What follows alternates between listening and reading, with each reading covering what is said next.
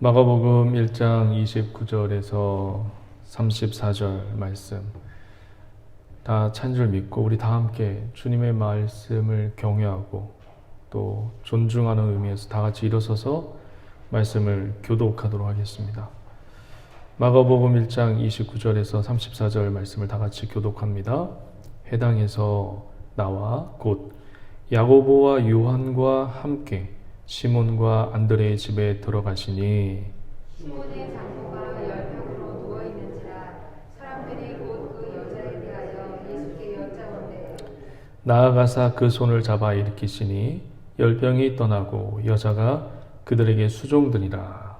저물어 해질 때에 모든 병자와 귀신 들린 자를 예수께 데려오니 온 동네가 그 문 앞에 모였더라. 다 같이요. 예수께서 각종 병이 든 사람을 고치시며 많은 귀신을 내어쫓으되 귀신이 자기를 알므로 그 말하는 것을 허락하지 아니하시니라. 아멘. 네, 다 같이 앉으시면서 우리 이렇게 인사하도록 하겠습니다. 주님이 붙드시고 지키십니다. 네, 주의 이름으로 사랑하고 축복합니다. 네, 감사합니다. 오늘 말씀을 통해서 은혜가 있고 또 말씀을 통해서 치유의 역사가 있기를 주의 이름으로 간절히 축원드립니다. 오늘 말씀의 내용은 이거예요. 예수님이 베드로의 집에 갔는데 장모님이 열병에 걸리셨어요. 그리고 그 열병을 예수님이 어떻게 하시죠? 치유해 주시고 낫게 하시죠. 여태까지 저와 여러분들 이 본문을 이렇게만 이해했을 거예요. 그 예수님이 이 베드로의 장모의 열병을 치료해 주셨다. 이제 예수님의 기적과 예수님의 능력과 그것이 이제 나타나기 시작했다.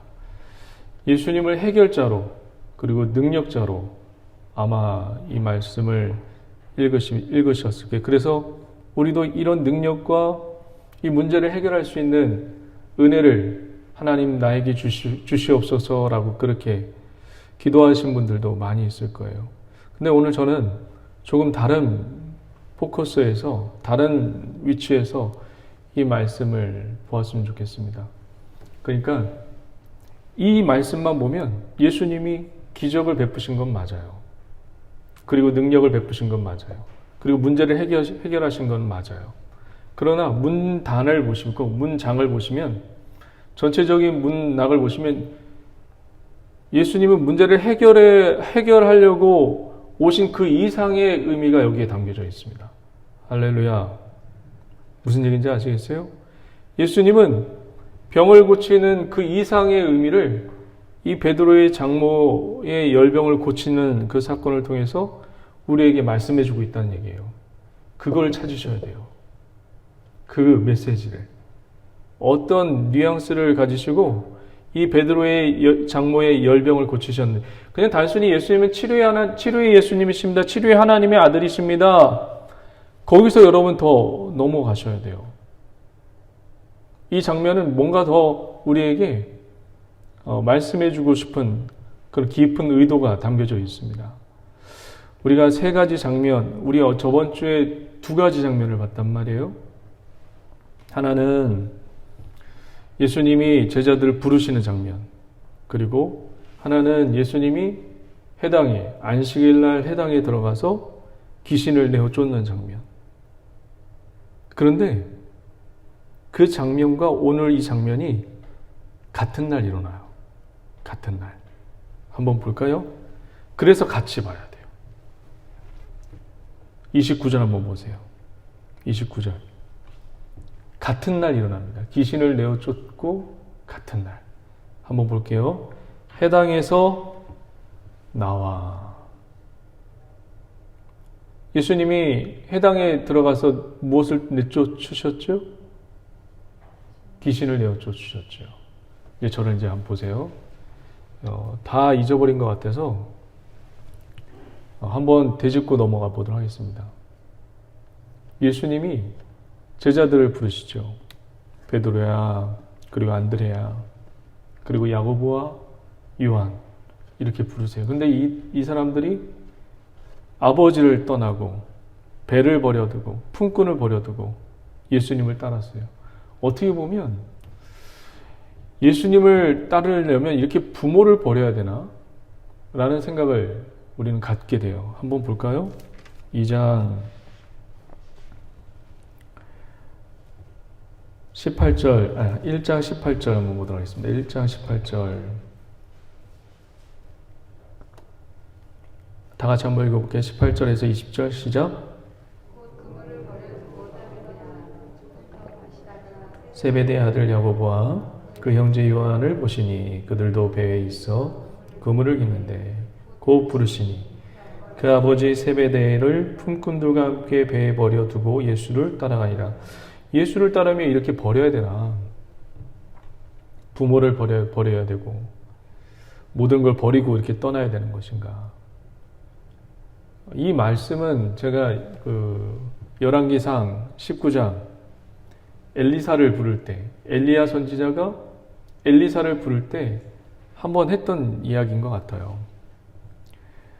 부모를 버리거나 이게 이런 것이 아니라 뭐라고 얘기했죠? 엘리야가 엘리사를 불러요.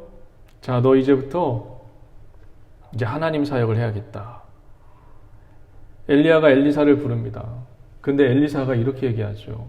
선지자님, 제가 따르겠습니다. 따르는데 제 부모님과 입맞춤하고 그 다음에 따르게 하여 주옵소서. 이때 엘리야가 어떻게 하죠? 안 된다 이놈! 하나님을 섬기는 자가 어디 부모를 또 이렇게 섬기느냐? 당장 그만두고 빨리 따라와라. 이렇게 얘기했습니까? 아니죠. 우리 또 한번 살펴볼까요? 열왕기상 19장 한번 보세요. 열왕기상 19장.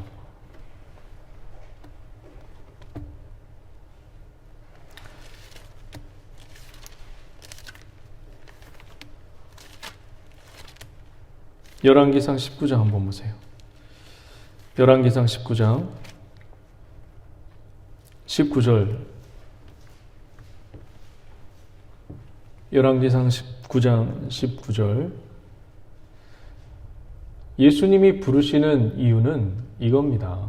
저와 여러분들 예수님이 부르셨는데 오늘도 부르시고 내일도 부르시고 다음 주도 부르실 텐데 예수님이 부르시는 이유는 이거예요. 자, 보겠습니다. 19절. 엘리야가 거기서 떠나 사밧의 아들 엘리사를 만나니 그가 12겨리소를 앞세우고 밭을 가는데 자기는 12째 겨리소와 함께 있더라. 엘리야가 그리로 건너가서 겉옷을 그 위에 던지니, 겉옷을 그 위에 던진다는 얘기는 이제 내 임무를 네가 좀 맡아라. 그런 의미로 겉옷을 주는 겁니다. 20절. 그가 소를 버렸어요. 지금 자기 일을 하고 있는데 그 일을 버렸어요. 소를 버리고 엘리야로부터 달려가서 이르되 청하건대 나를 내 부모와 입맞추게 하소서. 그리한 후에 내가 당신을 따르리이다. 이렇게 얘기했어요. 내 부모하고 입맞추고 내가 하나님을 따르겠습니다 하고 그렇게 인사하고 당신을 따르면 안 되겠습니까? 라고 이야기했을 때 엘리야가 그에게 이르되 돌아가라. 내가 내게 어떻게 행하였느냐 하리라. 인사하래요. 인사하고 오래요. 21절 또 한번 보겠습니다. 엘리사가 그를 떠나 돌아가서 한 겨리소를 가져다가 잡고 소의 기구를 불살라 그 고기를 삶아 백성에게 주어 먹게 하고 일어나 엘리야를 따르며 수종들더라. 허락했단 말이에요. 이게 무슨 얘기냐면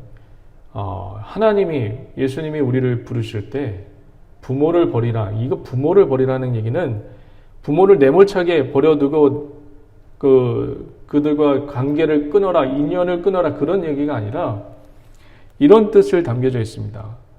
너의 과거의 삶을 버리고 이제 나를 따르라. 과거의 삶이 뭐죠? 지금 엘리사는 과거의 삶이 뭐였어요? 무슨 직업을 갖고 있었죠? 농사꾼이었어요. 농사꾼인데 농사꾼이 가장 중요한 게 뭐죠? 농기계가 가장 중요하단 말이에요. 농기계가. 근데 이 농기계를 이 엘리사가 어떻게 했냐면 21절 한번 볼까요? 엘리사가 그를 떠나 돌아가서 한 겨리소를 가져다가 잡고 소의 기구를 불살라 그 고기를 삶아 백성에게 주어 먹게 하고 일어나 엘리야를 따르며 수종들더라. 소와 그리고 농기계를 잡아다가 그것을 백성들에게 나눠주고 지금 하나님을 따르는 모습을 우리는 보게 됩니다. 그러니까 예수님이 베드로와 안드레 그리고 야고보와 그리고 요한을 부르실 때 아버지를 버리고 떠나라. 내 모든 직업을 버리고 떠나라. 그게 아니라 이 엘리야와 엘리사의 이 부르심의 관계를 통해서 볼 때 이 예수님이 우리를 부르시고 제자들을 부르시는 그 부르심 속에는 과거의 삶과 단절되라 라는 의미가 있는 겁니다. 과거의 삶. 여러분의 과거의 삶은 어땠습니까? 그러니까 과거의 직업을 버리라는 얘기가 아니라 과거에 내가 이렇게 살았죠. 그렇죠? 과거에 내가 더럽게 살고 추잡하게 살고 내 뜻대로 살고 내 방향대로 살고 내 계획대로 살고 하나님 계획은 안중에도 없었죠. 그런 삶을 버리고 이제 온전히 내 뜻과 내 생각에 맞춰서 살라라는 뜻으로 지금 예수님께서 제자들을 부르십니다. 이 제자들을 데리고 예수님이 마가복음을 다시 한번 가보세요. 1장으로. 이 제자를 데리고 예수님이 제일 먼저 가신 곳이 어디냐면 회당입니다. 회당. 안식일날 회당에 들어가십니다. 성전이 아니라 회당. 말씀을 가르치는 곳이죠. 안식일날 회당에 들어갔더니 귀신이 딱 버티고 있습니다. 그전에도 있었을까요? 없었을까요? 이 귀신이. 한번 볼까요? 다시 한번. 21절 한번 보도록 하겠습니다. 1장 21절 마가복음. 다 같이 한번 읽어봅니다. 시작. 그들이 예수께서 곧 안식일에 회당에 들어가 가르치심에 무사람이 그의 교훈에 놀라니 이는 그가 가르치시는 것이 권위 있는 자와 같고 서기관들과 같이 아니함이르나. 23절 다 같이요. 마침 그들의 회당에 더러운 귀신 들린 사람이 있어 소리질러 이르되. 그전에도 이 회당에 귀신이 있었다고요. 그런데 누가 오시니까 이 귀신이 드러나죠? 예수님께서 오셔서 이 귀신을 드러나게 합니다. 우리 교회도 오늘 예배 가운데 예수님이 임재하셔서 이 더러운 귀신들을 다 내어 쫓는 은혜의 역사가 있기를 주의 이름으로 간절히 축원드립니다. 또한 여러분의 삶 속에, 여러분의 가시는 길 속에, 여러분 주위 환경 속에 이 귀신들이 떠나가는 놀라운 은혜의 역사가 있기를 주의 이름으로 간절히 축원드립니다. 할렐루야. 대적하시기 바랍니다. 그러면 피합니다. 믿으십니까? 자, 한번 보십시오. 근데 그 귀신이 어떤 상태예요? 깨끗한 상태예요? 아니면 더러운 상태예요? 왜 귀신을 더럽다고 얘기하죠? 이건 정결용법이에요. 정결예법이에요. 정결예법. 그러니까 레위기나 여러분 민수기나 신명기 같은 데 보면 문둥병 걸린 사람과 같이 있지 말라. 그가 앉은 자리에 같이 앉으면 너로 더러워지니라. 이런 용법이에요. 그래서 그 사람이 깨끗해지려면 어떻게 해야 돼요? 성 밖에서 목욕을 하고 들어오고 그래야지만 깨끗해져요. 근데 그걸 안 하면 더러워지는 거예요. 그러니까 여기서 쓰는 이 더럽다는 표현은 뭐예요? 더럽다는 표현은 하나님이 깨끗하게 하시는 그 작용이 있는데 구약에 보면 깨끗하게 하는 작용이 있어요. 목욕을 한다거나 잠깐 밖에서 대기하고 들어온다거나 성 밖에서. 그러면 며칠 동안 있다가 들어오면 깨끗해지는 거예요. 더럽다는 표현은 그것조차도 안 하는 거예요. 하나님이 이렇게 하면 깨끗해진다 라고 이렇게 얘기했는데 그것조차도 안 하는 거예요. 그러니까 이 더럽다는 표현은 쉽게 이야기하면 이거예요. 잘 들으세요. 하나님 뜻대로 안 하고 하나님 뜻대로 안 한다는 얘기는 뭐죠? 하나님 반대편에 서 있는 거예요. 귀신이 왜 더럽냐면 하나님 반대편에 서 있기 때문에 귀신이 더러운 겁니다. 하나님이 뜻대로 하지 않기 때문에 더러운 거예요. 우리도 더러울 수가 있어요. 언제 더럽죠? 하나님 뜻대로 하지 않으면 더러운 겁니다. 그렇죠. 우리도 더러울 수 있어요. 지금 예수님이 어디로 가고 계시죠? 제일 먼저 사역한 지가 해당이에요. 교회예요. 교회를 지금 예수님이 빛이 오시니 어둠이 드러나잖아요. 우리 안에 예수님이 오셔서 내 안에 어둠과 더러움을 물리치는 그런 은혜의 역사가 있기를 주의 이름으로 간절히 축원드립니다.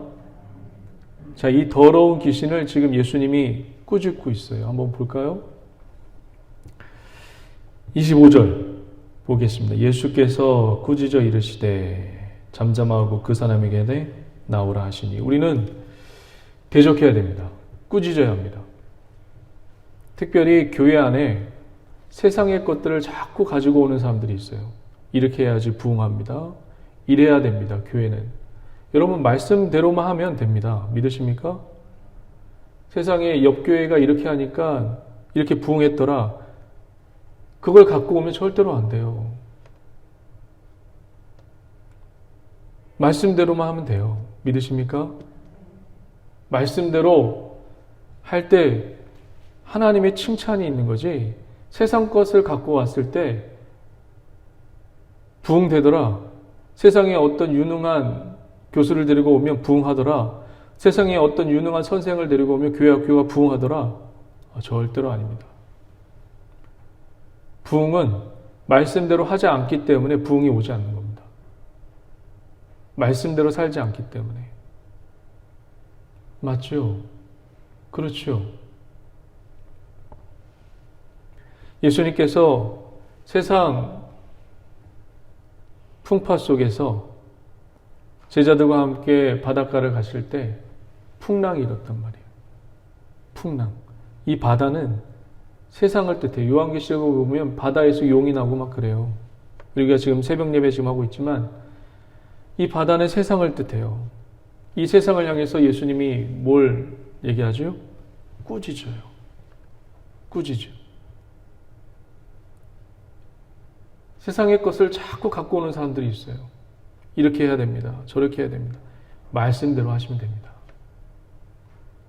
세상을 향해서 저와 여러분들 꾸짖으시길 주의 이름으로 간절히 축원드립니다.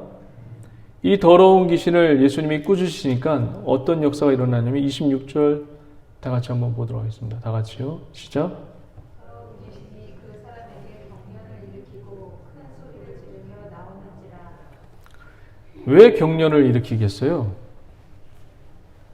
예수님은 지금 이 땅에 진짜 왕으로 오고 계십니다. 아니, 오셨어요. 진짜 왕이에요. 근데 이 땅에 누가 지금 가짜 왕이 지금 다스리고 있는 거예요. 사단이 가짜 왕이죠. 예수님이 오시니까, 예수님이 이 땅에 한 발을 내디디시니까 가짜 왕이 가만히 있겠습니까? 여태까지 점령하고 있었는데 그 나라를 빼앗기겠습니까? 이 세상을 여태까지 가짜 왕이 점령하고 있었는데 진짜 왕이 오니까 그 나라를 빼앗기겠습니까?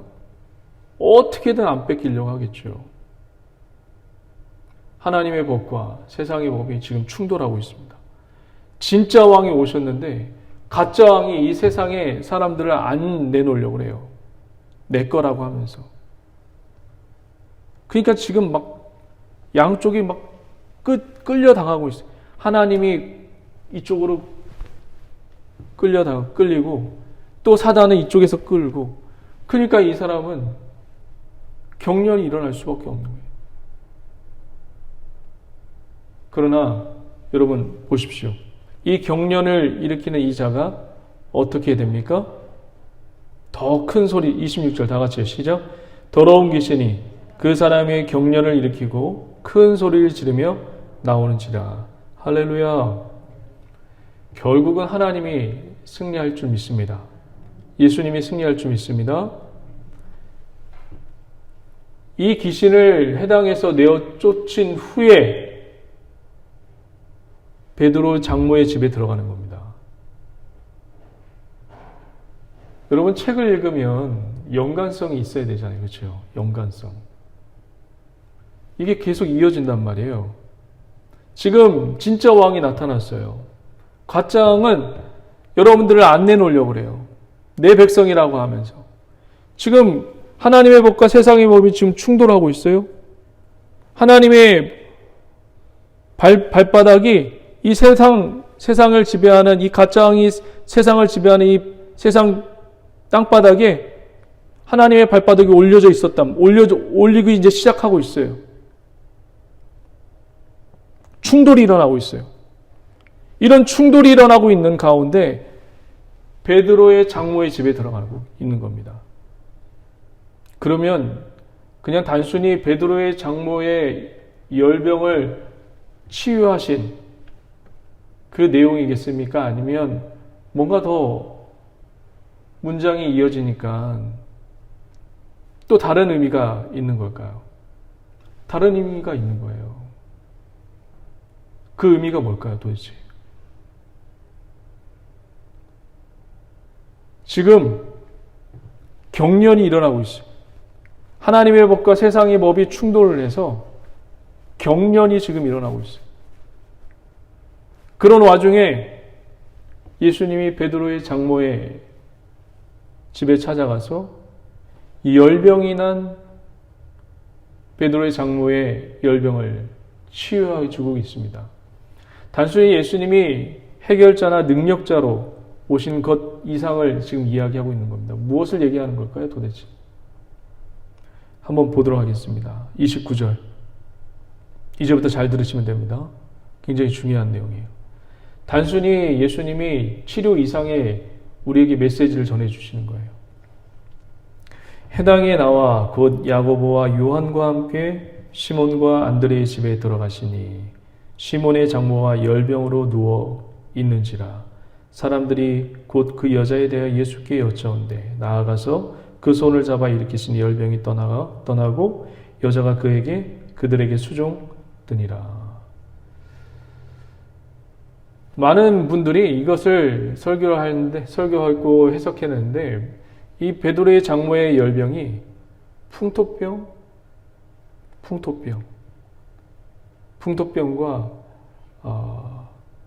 그 당시에 베드로의 그 옛날에는 치료를 잘 못 받았잖아요. 오늘날처럼 이런 병원이 있는 것이 아니라. 그래서 어렸을 때부터 생겼던 그 고질병, 그런 걸로 많이들 해석하고 주석을 해놨습니다. 그런데 이 본문 말씀 속에서 이 열병이 명사가 아니라 동사예요. 명사로 되어 있을 때는 병이에요. 병. 진짜 질병이에요. 근데 동사로 되어 있을 때는 그냥 불덩어리예요. 그러니까 무슨 얘기냐면 우라통이에요. 우라통. 여러분들도 한번 생각을 해보실 게 있어요. 베드로와 요한과 안드레와 야고보 그리고 제자들이 예수님을 지금 따르고 있지만 그들은 지금 아내를 버려두고 직업을 버려두고 예수님을 따르고 있단 말이에요. 그 당시 예수님은 자기가 하나님의 아들이래요. 다른 사람들은, 고향 사람들은 이 사람을 미쳤다라고 얘기를 해요. 근데 이 제자들은 다 버려두고 떠나요. 특별히 베드로는 결혼을 했어요. 장모님이 계셔요. 어느 날 갑자기 예수라는 사람이 나타나서 나를 따르라 라고 얘기를 해서 직업을 버려두고 예수님을 따릅니다. 가장 제일 열받았던 사람이 누구일까요? 자기 아내겠죠. 당장 돈을 못 보니까 열받았겠죠. 그 다음에 열받는 사람이 누굴까요? 장모님이겠죠. 자기의 딸을 굶기니까. 이름도 없는, 그리고 그 당시 이단이라고 얘기했던, 신성 모독을 하고 있던 그 예수님을 따르니 얼마나 이 베드로 장모가 우라통이 났겠습니까? 여기서 이 열병은 동사로 만약에 동사로 지금 사용되고 있거든요. 동사하면 우라통입니다. 화병이에요. 그 화병을 지금 예수님이 치유하고 계시고 고치는 장면이에요. 그럼 뭘 보여주는 거예요? 예수님이 지금 진짜 왕이 이 땅에 왔어요. 이 거짓 왕이 지금 난리가 났어요. 빼앗기지 않으려고. 그리고 그 다음에 예수님의 가장 가까운 제자들의 가족들을 고치고 있어요. 무엇을 보여주는 그림입니까? 단순히 치유가 아니에요. 예수님이 단순히 치유하시는 그 장면을 보여주는 게 아니에요. 한번 문장을 한번 연결해 볼게요. 진짜 왕이 나타났어요. 근데 가짜 왕이 지금 막 안 뺏기려고 지금 더러운 귀신을 보내서 격렬을 일으키고 막 지금 치고받고 싸우고 있습니다. 그 다음에 예수님이 같은 날 해당에 나와서 베드로의 장모의 집에 가서 장모의 병을 고치시고 있어요. 지금 영적 전쟁이 시작됐어요. 하나님의 나라와 예수님의 나라와 사단의 나라가 지금 충돌하고 있단 말이에요. 그런 상황에서 예수님이 베드로의 장모의 열병을 고치십니다. 그냥 단순히 치료가 아니죠. 그럼 무엇을 얘기하는 걸까요? 베드로도 그렇고 베드로의 주변에 있는 사람들도 그렇고 제자들도 그렇고 예수님을 따른다는 제자들도 그렇고 제자들 주변에 있는 사람들 다 그렇고 지금 무엇이 안 열려져 있죠? 영적인 눈이 안 열려져 있는 것을 지금 이야기하고 있고 의미하고 있는 겁니다. 왜 우라통이 났겠어요? 이 베드로의 장모가 왜 우라통이 났겠어요? 예수님을 인정하지 않은 거예요. 그런데 보세요. 계속해서 지금 이 마가복음에서 지금 이야기하고 싶은 게 뭐냐면 그 뒤를 한번 볼까요? 32절 한번 보세요. 32절 보면 이 예수님을 따른다는 제자와 제자 주변에 있는 사람과 안식일날 해당에 있는 사람들은 예수님을 다 모르는데 유독 예수님이 누구인지를 아는 사람 존재가 있어요. 그 존재가 누굴까요? 32절부터 34절 다 같이 봅니다. 시작. 저물어 해질 때 모든 병자와 귀신 들린 자를 예수께 데려오니 온 동네가 그 문 앞에 모였더라. 예수께서 각종 병이 든 많은 사람을 고치시며 많은 귀신을 내어 쫓으시되 뭐라고요? 귀신은 예수님이 누군지를 알아요. 그런데 정작 제자들과 제자들의 주변에 있는 사람들은 예수님이 누군지를 몰라요. 그러니까 베드로의 장모의 이야기를 통해서 우리에게 이야기해주고 싶은 것은 뭐냐면 예수님이 능력자나 해결자가 아니라 영적으로 아직도 어둡고 장님인 우리를 고발하기 위해서 쓴 내용입니다. 목사들 사이에서 최고의 욕이 뭔지 아세요? 최고의 욕. 성령으로 사역하지 마라. 이거는 최고의 욕이고 사단도 원하고 있는 겁니다. 성령으로 사역하지 마라. 성도들에게 최고의 욕은 뭔지 아세요? 경건한 모양은 있으나 깨닫지 마라. 경건한 신앙생활을 하는 것처럼 보이지만 영원히 깨닫지 말아라. 이게 최고의 욕이고 사단이 원하는 겁니다. 오늘날 경건한 사람은 많아요. 그런데 깨닫지 못하는 사람들이 더 많아요. 맞죠? 경건한 신앙생활을 하는 사람들 많아요. 근데 깨닫지 못하는 사람은 되게 많아요. 더 많아요.